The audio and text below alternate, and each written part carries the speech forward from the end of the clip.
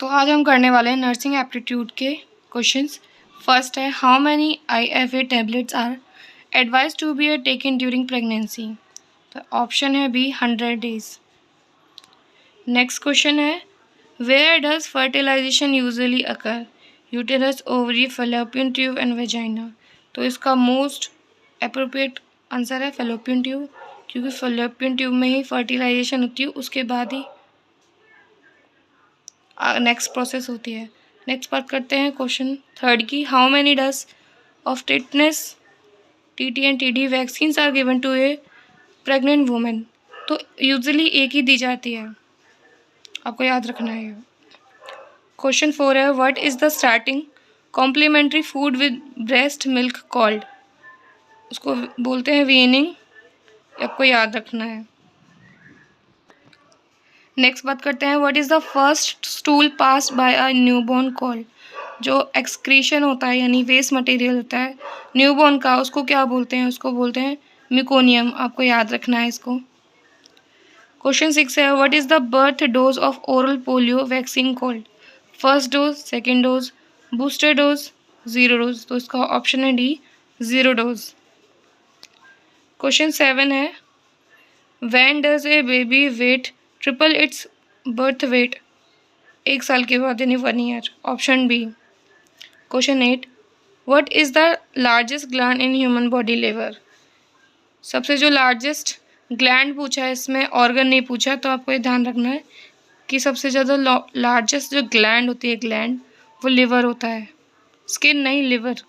Skin तो largest organ होता है। Question 9, how many chamber are there in the human heart. 4 होते हैं।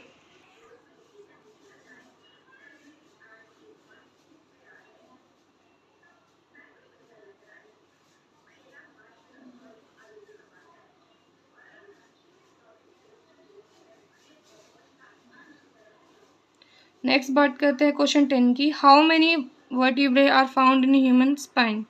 तो स्पाइन होती है ह्यूमन की, वर्टिब्रे में कितने पाए जाते हैं, तो वो है 33। नेक्स्ट बात करते हैं क्वेश्चन 11 की, which blood group is called the universal donor. तो जो O होता है वो यूनिवर्सल डोनर होता है, और AB होता है वो यूनिवर्सल रिसेप्टर होता है यानी रिसीवर। आपको याद रखना है, इनमें से घुमा के भी क्वेश्चन आ सकता है।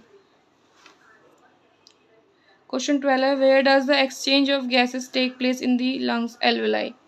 ये बहुत रिपीटेड क्वेश्चन है।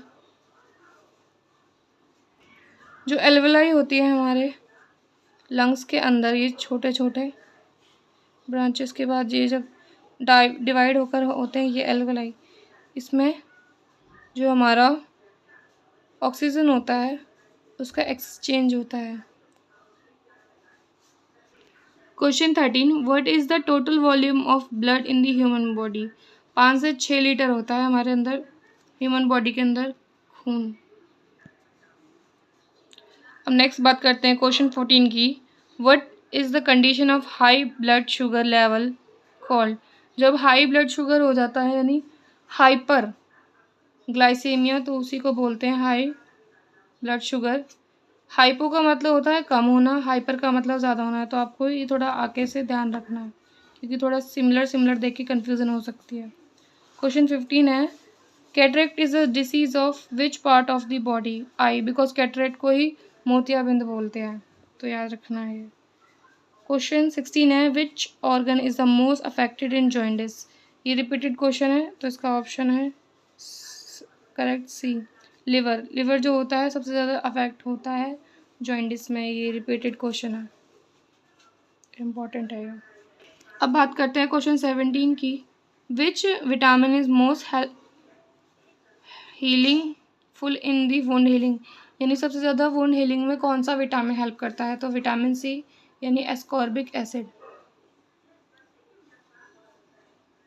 ये ध्यान रखना है आपको, जो कि कोई भी खट्टी चीज़ होती है उसमें होता है, जैसे लेमन हो गया, आंवला हो गया। अब बात करते हैं क्वेश्चन 18 की, what is the disease of softening of bones due to vitamin D deficiency in adult called.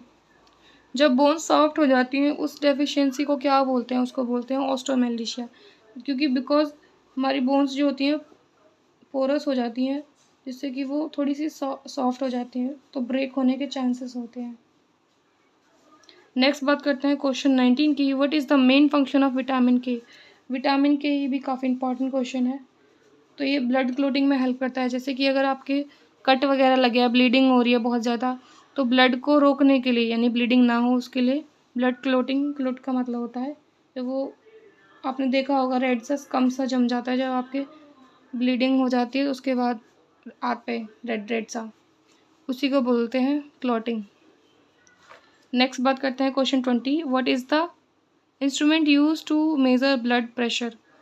जो मतलब बीपी मशीन को क्या बोलते हैं, स्फेग्मोमैनोमीटर। ये आपको स्पेलिंग भी अच्छे से याद रखनी है, क्योंकि स्पेलिंग भी डिफरेंट डिफरेंट लिख के आ सकती है, तो इसको अच्छे से याद रखना है।